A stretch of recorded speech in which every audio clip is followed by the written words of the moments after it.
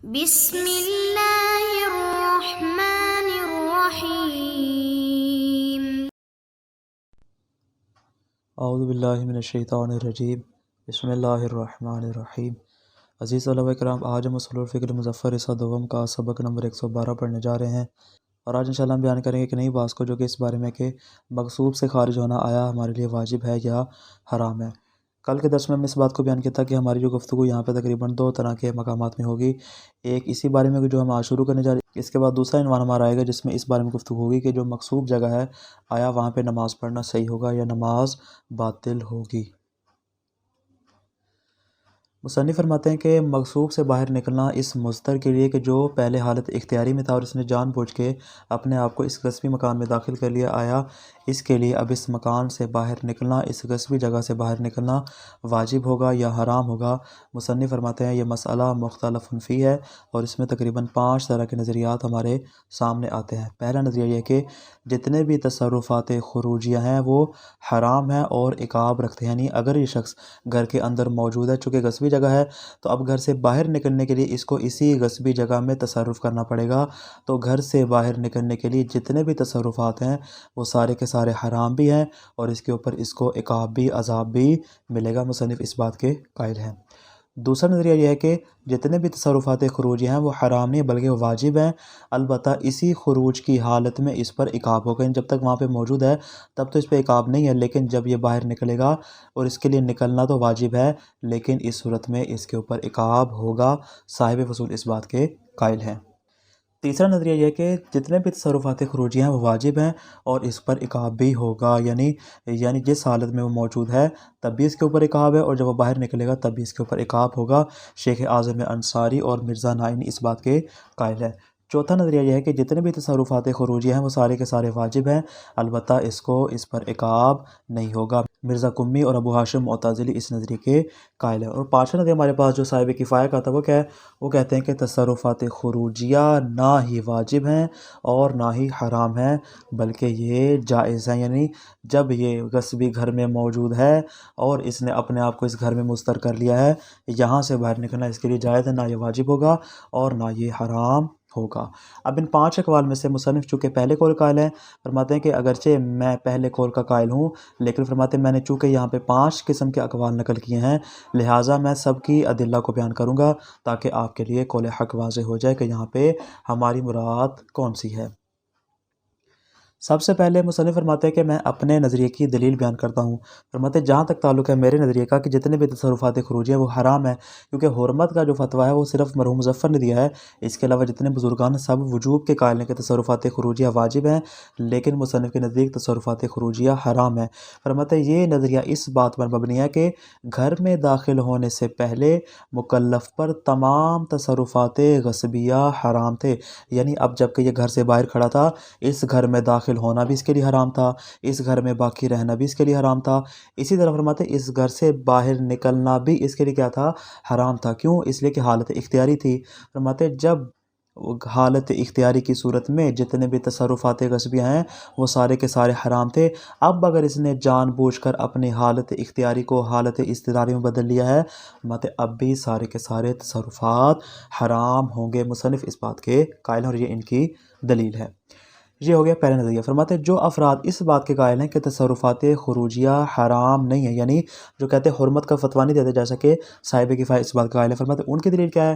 ان کی دلیل یہ ہے کہ ہم بھی قبول کرتے ہیں کہ مغصوب میں داخل ہونے سے پہلے اس کے پاس اختیار موجود تھا کہ اگر یہ چاہتا تو اس گھر میں داخل نہ ہوتا، جب داخل نہ ہوتا تو اس کو پھر تصرفات خروجیہ کی بھی اصلاً ضرورت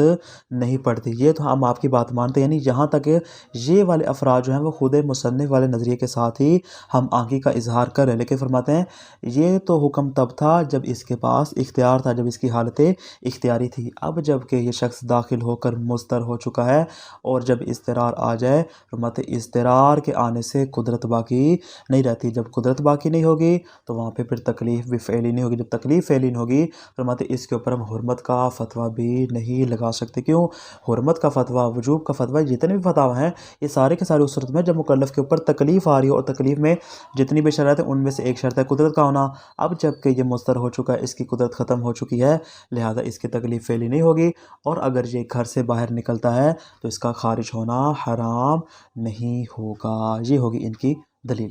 مصنف اس کے جواب میں فرماتے ہیں کہ یہ شخص جو اب مضطر ہو چکا ہے، اس کے اضطرار کی ہمارے پاس دو قسمیں ہیں۔ کون کون سی؟ فرماتے ہیں پہلی قسم یہ ہے کہ ایسا اضطرار کہ جس سے پہلے اختیار نہ ہو اور جبری طور پر اسے اضطرار حاصل ہو۔ جیسا کہ ہم نے ابتدا بیان کیا تھا، ہمارے پاس اضطرار دو طرح کا ہے، ایک وہ اضطرار کہ جس سے پہلے اختیار ہو، اور ایک وہ اضطرار جس سے پہلے اختیار نہ ہو اور عوامل خارجی کی وجہ سے شخص کیا ہو جائے، مضطر ہو جائے۔ فرماتے ہیں ایک تو ہمارے پاس یہ قسم آتی ہے، اور دوسری قسم یہ ہے کہ ایسا اضطرار کہ جس سے پہلے اس کا اپنا اختیار ہو۔ یعنی کیا مطلب؟ یعنی اگر یہ شخص چاہے تو اپنے آپ کو مضطر ہونے سے بچا سکتا ہے، یعنی اس کے پاس آپشن موجود ہے، اس نے خود جان بوجھ کے کیا کہ اپنے آپ کو مضطر کر دیا ہے۔ مصنف فرماتے ہیں کہ جو اضطرار تکلیف کو اٹھا لیتا ہے اور انسان کی قدرت کو ختم کر دیتا ہے، وہ پہلی والی قسم ہے کہ جہاں پہ اصلاً اضطرار سے پہلے ہی اضطرار ہو، یعنی ہر حال میں اس کے اوپر جبر موجود ہو، وہاں پر اختیار نام کی کوئی چیز موجود نہ ہو۔ فرماتے ہیں وہ والا اضطرار تکلیف کو اٹھاتا ہے، لیکن جہاں پر اس کا پہلے سے اختیار موجود ہو، فرماتے ہیں اب یہ اختیار اس کی حالت اضطراری میں اگرچہ بدل چکا ہے، لیکن اختیار کا ممکن نہ ہونا اختیار کی نفی نہیں کرتا۔ الامتناع بالاختیار لا ینافی الاختیار۔ فرماتے ہیں یہ قاعدہ ہمارے پاس موجود ہے۔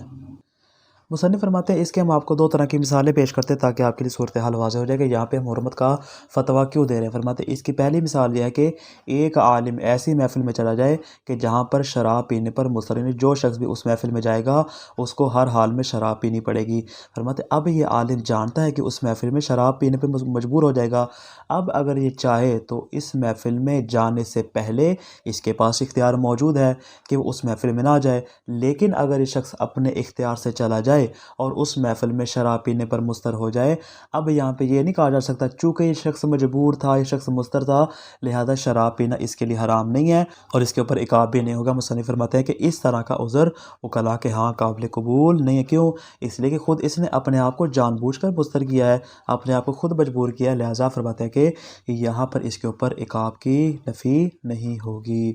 دوسری مثال کیا ہے کہ ایک شخص مثال کے طور پہ اپنی زندگی سے تانگ آ جائے اور اگر خودکشی کرنے کا ارادہ کر لے، اور خودکشی کے ارادے سے کیا کرے، وہ ایک 100 منزلہ بلند عمارت پہ چلا جائے اور وہاں سے جا کے چھلانگ لگا دے۔ چھلانگ لگانے کے بعد جب یہ شخص زمین اور آسمان کے درمیان معلق ہو، یعنی زمین پہ یہ گر رہا ہو، تب وہ کیا کہے کہ میں چونکہ اس کام کرنے پہ مضطر ہوں، میں اس کام کے کرنے پر مجبور ہوں، لہٰذا اس خودکشی پہ مجھے عقاب نہیں ہونا چاہیے۔ مصنف فرماتے وکلاء کے ہاں یہ عذر قابل قبول نہیں ہے۔ یعنی جب اس کے پاس پہلے اختیار موجود تھا، جب اس کے پاس پہلے آپشن موجود تھا، اس نے جان بوجھ کر وہ اختیار ختم کیا ہے اور اپنے آپ کو مضطر کرے، لہذا یہ والا جو اضطرار ہے اس کی تکلیف کو ساقط کرنے والا نہیں ہوگا، اس کے اوپر ہر حال میں حرمت کا فتویٰ جاری ہوگا۔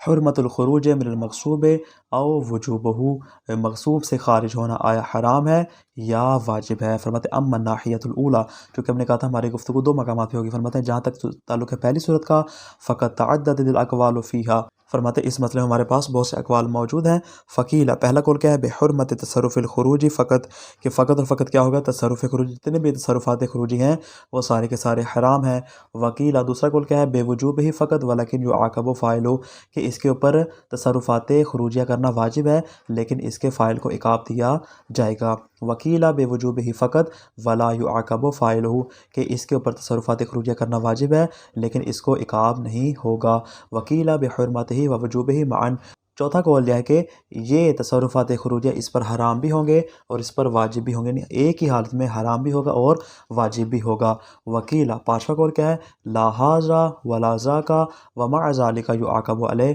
کہ نہ تو حرام ہوگا اور نہ ہی واجب ہوگا، البتہ اس کو عقاب ضرور ملے گا۔ کیوں؟ اس لیے کہ یہ غصبی جگہ پر اپنے اختیار سے آیا تھا۔ مصنف فرماتے ہیں فَيَنبَغِي أَن نَبْحَثَ عَنْ وَجْهِ الْقَوْلِ بِالْحُرْمَةِ وَعَنْ وَجْهِ الْقَوْلِ بِالْوُجُوبِ لِيَتَّضِحَ الْحَقُّ فِي الْمَسْأَلَةِ وَهُوَ الْقَوْلُ الْأَوَّلُ۔ فرماتے ہیں ضروری ہے کہ ہم سب سے پہلے بیان کریں کہ جو حرمت والا قول جو ہم نے اختیار کیا ہے یہ کیوں اختیار کیا ہے، اور وجوب والا قول جو اختیار کیا ہے وہ ہم نے کیوں کیا، چونکہ ہمارے سامنے بنیادی طور پر دو صورتیں ہیں، پہلے میں حرمت کا فتویٰ ہے اور باقی تمام اقوال میں تقریباً وجوب کا فتویٰ ہے۔ فرماتے ہیں دو بنیادی ہیں، دونوں کی وجہ بیان کریں گے کہ حرمت کا فتویٰ کیوں ہے، وجوب کا فتویٰ کیوں ہے، کیوں لیتضح الحق فی المسئلہ، تاکہ مسئلے میں قول حق واضح ہو جائے، اور قول حق کیا ہے، وہو القول الاول، یہی پہلا قول ہے کہ جس کو میں نے یہاں پر اختیار کیا ہے۔ آگے فرماتے اما وجہ الحرمہ، فرماتے جہاں تک حرمت کا تعلق ہے فمبنی علی ان تصرف بالغصب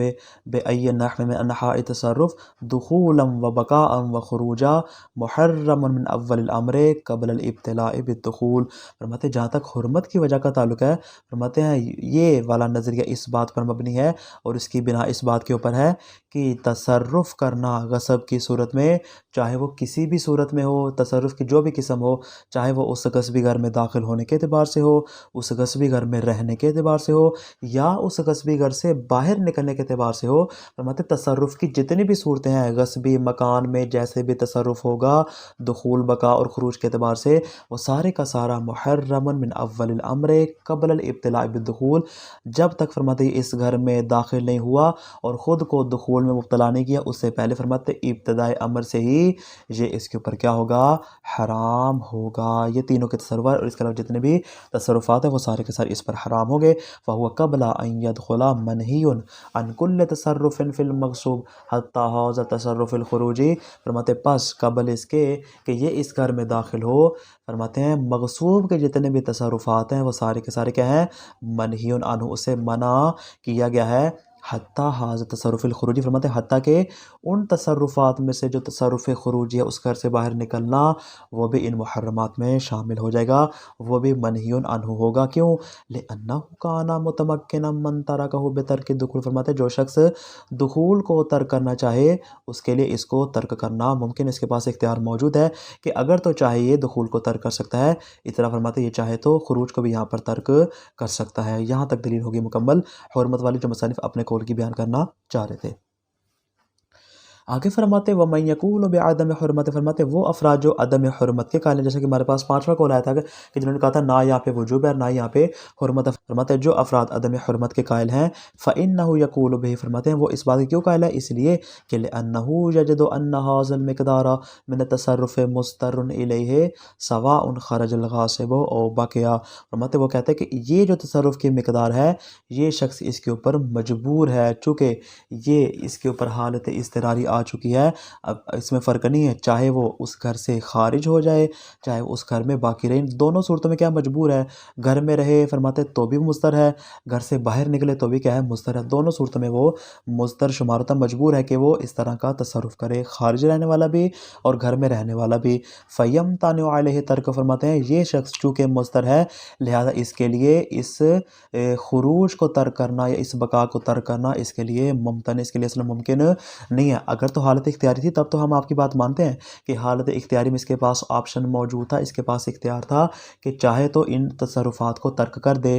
لیکن اب جب کہ یہ مضطر ہو چکا ہے فرماتے اب اس کے لیے ترک کرنا آسان نہیں ہے۔ وَمَعَ فَرْضِ امْتِنَاعِ تَرْكِهِ كَيْفَ يَبْقَىٰ عَلَىٰ صِفَةِ الْحُرْمَةِ، فرماتے جب اس شخص کے لیے اصلاً ترک کرنا ہی ممکن نہیں ہے تو آپ کیسے کہہ سکتے ہیں کہ ہم اس کے اوپر حرمت کا فتویٰ لگائیں گے؟ بھئی حرمت تو تب آئے گی جب وہاں پہ قدرت ہوگی، اور جب قدرت ہوگی تب ہم تکلیف کا حکم لگائیں گے، فرماتے جب قدرت ہے ہی نہیں تو فرماتے اس صورت میں ہم یہاں پر اس طرح کا حکم اصلاً لگا ہی نہیں سکتے۔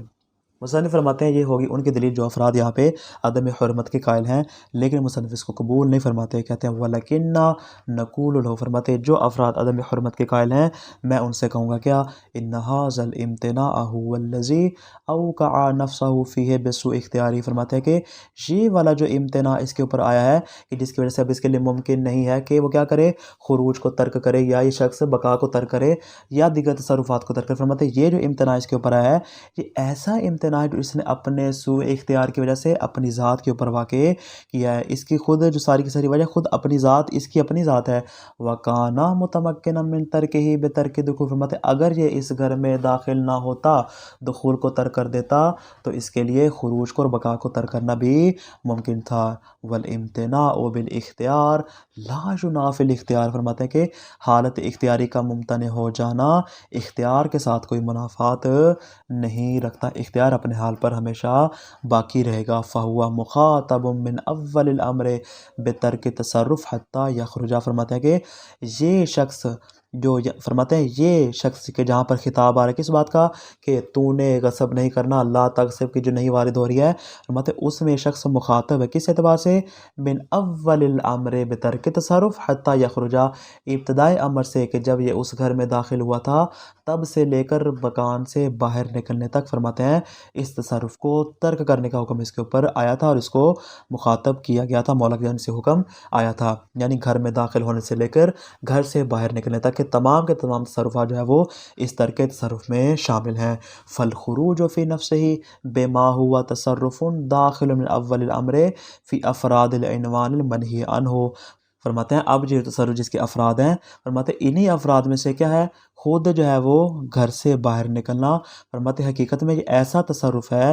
جو کہ ابتدائی امر سے ہی منہی عنہ کے عنوان کے افراد میں شامل ہے۔ اگر آپ کہتے ہیں کہ تصرفات کے 20 افراد ہیں تو ان 20 افراد میں سے جس طرح گھر میں داخل ہونا ممنوع ہے، ویسے ہی گھر سے خارج ہونا بھی اس کے لیے کیا ہوگا، حرام ہوگا۔ اے ان العنوان المنہی عنہ وہو تصرف بمال الغیر بدون رضا، فرماتے ہیں یعنی وہ والا عنوان کے جسے منع کیا گیا ہے، وہ کون سا والا عنوان ہے، کہ تم نے مال غیر میں اس کی اجازت کے بغیر تصرف نہیں کرنا، جس کو ہم غصب کا نام دیتے ہیں، جو غصب کی تعریف یہی ہے کہ غیر کے مال میں تصرف کرنا اس کی اجازت کے بغیر، فرماتے ہیں یہ والا جو غصب کا عنوان ہے کہ جسے منع کیا گیا ہے، یسع فی عمومہ کل تصرف، فرماتے ہیں یہ اپنے عموم میں ہر اس تصرف کو شامل ہے کہ متمکن من ترکہ حتی الخروج، کہ جس کو ترک کرنا اس کے لیے ممکن ہو حتیٰ کہ اس کے افراد میں یہ خروج والی صورت بھی شامل ہوگی۔ وامتناع ترک ھذا التصرف بسوء اختیارہ لا یخرج عن عموم العنوان، فرماتے ہیں اگر کسی وجہ سے یہ شخص کیا ہے اپنے سوء اختیار کی وجہ سے اس تصرف کو ترک نہیں کر سکتا، یہ والی چیز اس فرد کو، اس مصداق کو، فرماتے ہیں عنوان عموم سے خارج نہیں کر سکتی، بہرحال اپنے عموم میں ویسے ہی شامل ہوگا چاہے آپ کے لیے کرنا ممتنع ہی کیوں نہ ہو جائے۔ مصنف فرماتے ہیں وَنَحْنُ لَا نَقُولُ، مصنف فرماتے ہیں ہم اس بات کے قائل نہیں ہیں، کس بات کے، کہ ان المعنون بنفسه هو متعلق الخطاب حتى يقال لنا انه يمتنع تعلق الخطاب بالممتنع ترکہ وان کان الامتناع بسوء الاختیار، فرماتے ہیں کہ ہم اس بات کو بارہا بیان کر چکے ہیں کہ جو بذات خود معنون ہوتا ہے وہ کبھی بھی متعلق خطاب نہیں ہوتا، اس کو متعلق خطاب قرار دینا لا نقول، ہم اس کے قائل نہیں ہیں۔ جب اس کے قائل نہیں ہے، فرماتا ہے حتی یقال لنا، جب ہم اس کے قائل ہے نہیں تاکہ ہم سے کہا جائے کیا، انہ یمتنع تعلق الخطاب بالممتنع ترکہ، کہ جو مولا کا خطاب ہے وہ کبھی بھی اس صورت کے ساتھ متعلق نہیں ہو سکتا کہ جہاں پر مکلف کے لیے اس کو ترک کرنا ممکن نہ ہو، یعنی جو حالت اضطراری ہے اس کے ساتھ فرماتے ہیں تعلق ہونا اس کا ممتنع ہو،